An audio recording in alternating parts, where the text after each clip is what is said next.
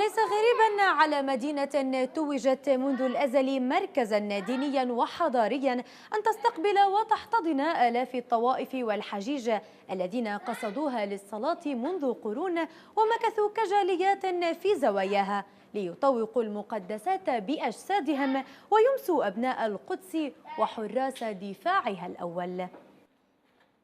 فسبع جاليات أغلبها إسلامية وفدت إلى القدس من قارتي آسيا وإفريقيا، واستقرت في البلدة القديمة بزوايا تعرفهم وتحوي رموزهم.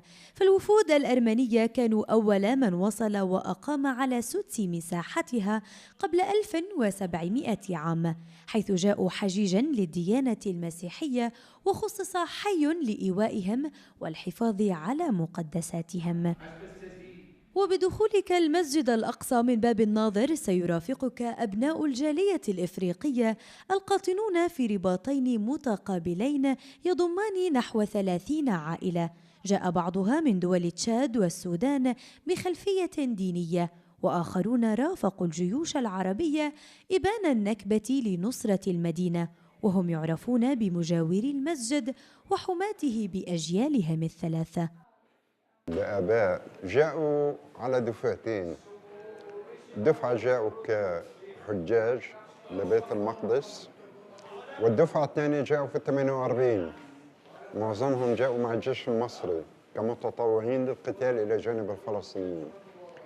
البعض منهم بقي هون وبدأوا يتزاوجوا من الفلسطينيين.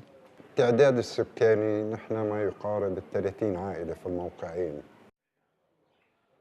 وعائلة الأنصاري ذات الأصول الهندية ب20 فردا هم رعاة زاوية الهنود وآخر ما تبقى لها، فقد أنشأها الولي بابا فريد شكركنج قبل 700 عام كجامع وبيت ضيافة للطوائف الهندية المسلمة، ثم توسعت في الحي الإسلامي لتستقبل سفراء الهند ووزراءها، إلا أن المكوث يقتصر على العائلة التي أمست جزءا من المقدسيين.